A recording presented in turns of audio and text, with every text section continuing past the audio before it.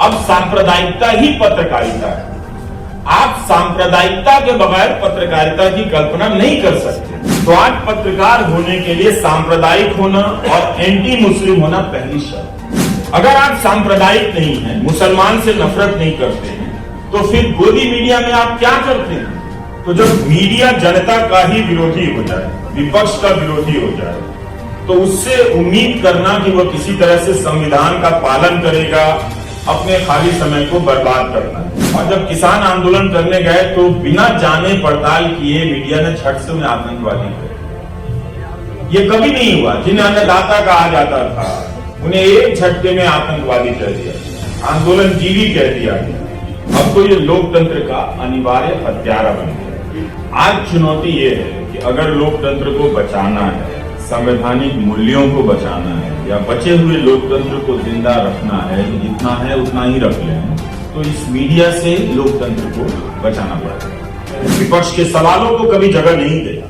अदानी और पुलवामा को लेकर कभी सवाल नहीं करेगा।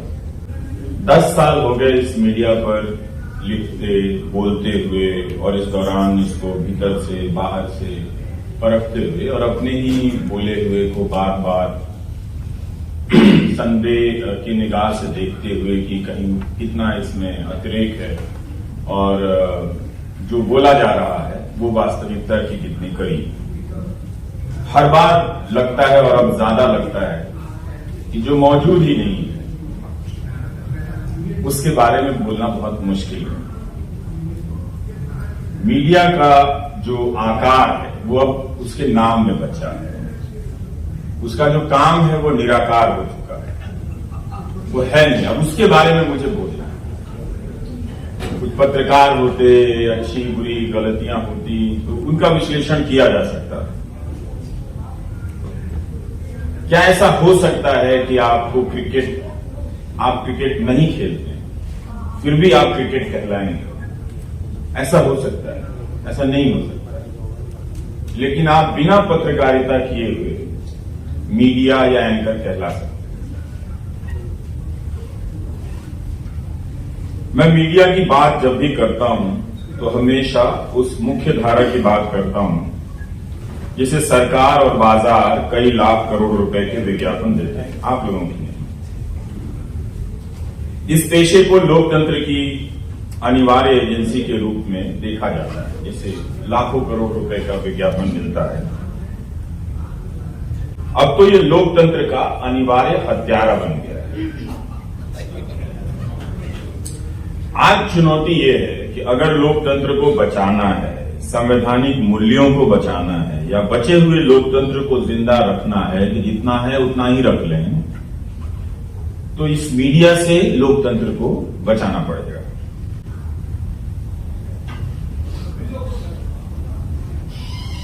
इस दौरान 10 साल जो 2014 जिसके बारे में प्रधानमंत्री जी ने कहा कि वो तारीख नहीं है, बदलाव का एक युग है। जो अपने पेशे में नहीं दिखी वो चीज है सपना। मुख्य धारा के भीतर काम करने वाले पत्रकारों के बीच अपने पेशे को लेकर कोई सपना नजर नहीं आता। जब मैं मिलता हूं लोगों से, और जब सपना नहीं है तो जाहिर है जज्बा भी नहीं होगा। और ये कोई छोटी इंडस्ट्री की बात नहीं करता, काफी बड़ी इंडस्ट्री है। हजारों की संख्या में लोग इसमें काम करते हैं। काम करने के लिए हजारों की संख्या में लोग पत्रकारिता की पढ़ाई करते हैं, और इन सब की संख्या मिला दें तो ठीक ठाक एक संख्या बन जाती है। फिर भी पत्रकारिता को लेकर इनके बीच कोई सपना नजर नहीं आता। ऐसा होना चाहिए।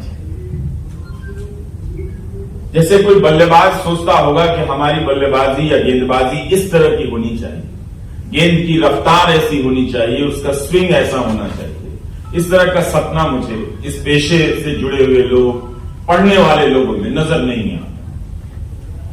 हो सकता है मेरे देखने में कोई कमी हो, और कोई बहस नहीं, कोई आग नहीं। कई बार सोचता हूं कि जो छात्र यूनिवर्सिटी जा रहे हैं पत्रकारिता की पढ़ाई करने के लिए, जब पत्रकारिता ही नहीं बची है किस लिए जा रहे हैं? जब पेशा ही खत्म हो गया है तो सिलेबस में उस पेशे के बारे में पढ़कर अब वो क्या करें? चिंता होती है, नौजवान लोग हैं हम, अपनी उम्र में फिर भी अवसर हमें मिल जाते थे कुछ ना कुछ करते रहने की। और जब ये पत्रकार घर जाते होंगे या घर से दफ्तर आते होंगे तो क्या बात करते होंगे, कौन सी ऐसी खबर लेकर आते होंगे जनता की जिसे रिपोर्टर लेकर दौड़कर संपादक के पास जाता होगा, संपादक दौड़कर उसको लेकर जनता के बीच, अपने पाठकों के बीच जाता होगा। क्या सोचकर वो घर से दफ्तर के लिए निकलता होगा और रात को जब घर के लिए चलता होगा तो किस स्टोरी के बारे में क्या सोचता होगा कि किसे बनाकर उसे पत्रकार होने का आज सुख मिला है।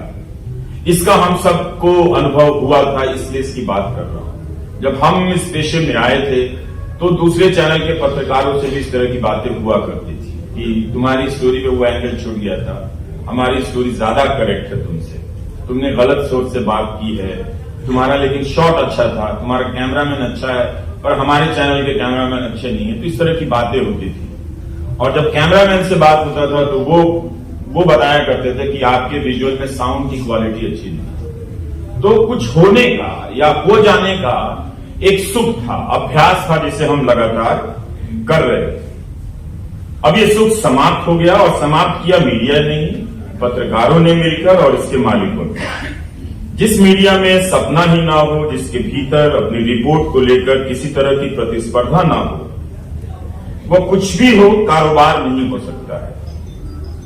आज की तारीख में आप गोदी मीडिया के चैनलों में प्रोडक्ट के आधार पर फर्क करना चाहें तो आप नहीं कर पाएंगे। इनके बीच ही मीडिया होने या एक दूसरे से अच्छा होने की प्रतिस्पर्धा समाप्त हो गई, मगर इनका बिजनेस चल रहा है। इस पर लंबी बातचीत हो सकती है कि किस तरह बाजार का विज्ञापन, कॉर्पोरेट का पैसा, नफरत फैलाने की और लोकतंत्र की हत्या करने की इस इंडस्ट्री में लग रहा है। पहले मीडिया बहाना बनाया करता था जब उस पर सवाल उठते थे कि आपका कंटेंट बहुत खराब है, तो एक बहाना था कि दर्शक ही ऐसे हैं, टीआरपी नहीं आती है तो हम टीआरपी के लिए वैसे करते हैं, जीने के। लेकिन अब मुकेश अंबानी को तो इसकी मजबूरी नहीं है, उनके पास तो बहुत पैसा है। टीआरपी से कितना पैसा आता है, 20 करोड़ 25 करोड़। इसके लिए भी उनके चैनलों की क्वालिटी, अगर पैसा कारण था तो मुकेश अंबानी का चैनल सबसे अच्छा होना चाहिए, पर उसी चैनल पर उनका एंकर बैठ के बोलता है परमानेंट सोल्यूशन होना चाहिए। तो ये सब बहाना भी अब समाप्त हो गया है, मीडिया ने उसे उतार दिया और एक ऐसा मॉडल विकसित हुआ है जिसे देखकर कोई भी अब आश्वस्त नहीं हो सकता कि हमारा लोकतंत्र सुरक्षित है। 2014 के बाद से मीडिया ने अपनी शक्ति के उस स्रोत को बदल लिया, वो सोच ही खत्म कर दिया कि हमें जनता से शक्ति नहीं लेनी है। सरकार से शक्ति लेने लगा और पूछना बंद कर दिया सरकार से, जनता से पूछने लगा। आपको चिन्हित करने लगा, आपके लेखकों को चिन्हित करने लगा, उन्हें गद्दार, देशद्रोह, तरह तरह के नामों से पुकारने लगा। वो एक तरह से जैसे चुनाव के समय पहले बाहुबली हुआ करते थे, उसी तरह से अब ये सूचना के नए बाहुबली, ये सारे लोग लठैत हैं। इनका काम आपको सूचना देना नहीं है, बल्कि यहां की सूचना कहीं और ना पहुंच जाए उसे रोकना है। ये सूचना के लठैत हैं ये सारे जो अभी आए हैं। ज्यादा अच्छा शब्द गुंडा लगता है लेकिन ठीक नहीं लगता है, क्योंकि गुंडो वो कहीं और भी उसके कई सारे अर्थ निकल आते हैं। तो इसीलिए आप देखेंगे कि वो जनता को धमकाता है।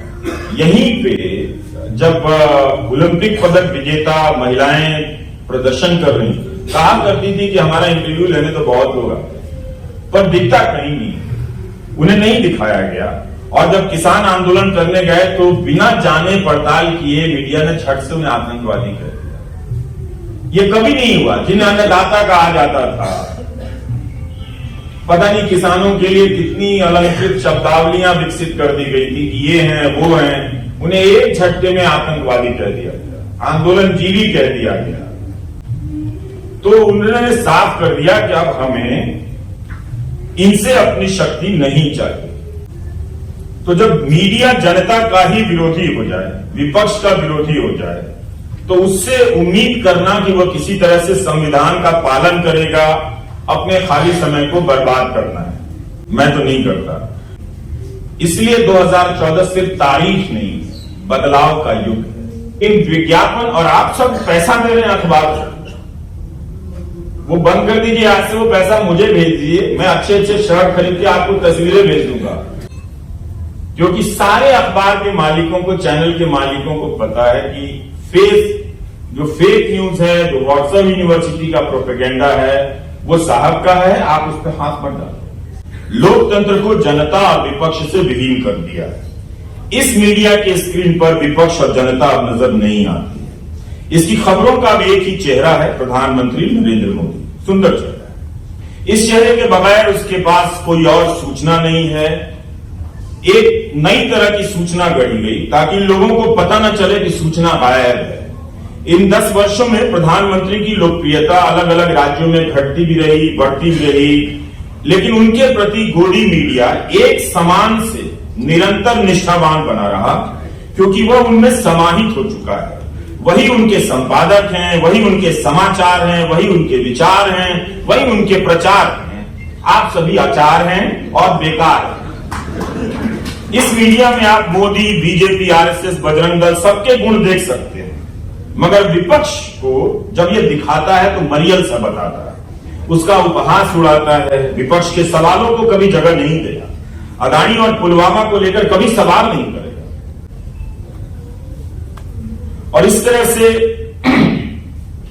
दिखाता है कि वो दिखाई ना दे, उनका काम नजर ना आए, उन्हें जो भी समर्थन मिल रहा है उसे रिजेक्ट करता है। जब तक गोदी मीडिया के खिलाफ नागरिकों का आंदोलन नहीं होगा, लोग घर घर जाकर नहीं समझाएंगे, तब तक भारत को लोकतांत्रिक और लोकतंत्र के लिए खड़ा होने वाला मीडिया नहीं मिलेगा। अब जो है वो अलग, अब सांप्रदायिकता ही पत्रकारिता है। आप सांप्रदायिकता के बगैर पत्रकारिता की कल्पना नहीं कर सकते। अगर आप सांप्रदायिक नहीं हैं, मुसलमान से नफरत नहीं करते हैं, तो फिर गोदी मीडिया में आप क्या करते हैं, कैसे अपना दिन बिताते होंगे, यह भी सोचने की बात है। आपकी क्या वहां कोई जगह हो सकती है? तो आज पत्रकार होने के लिए सांप्रदायिक होना और एंटी मुस्लिम होना पहली शर्त। और जब आप सांप्रदायिक हो गए तो आप किसी भी तरह से लोकतांत्रिक और संवैधानिक नहीं हो सकते। वो संभावना आपके भीतर ही खत्म हो गई, वो किसी संस्थान से पैदा नहीं की जा सकती।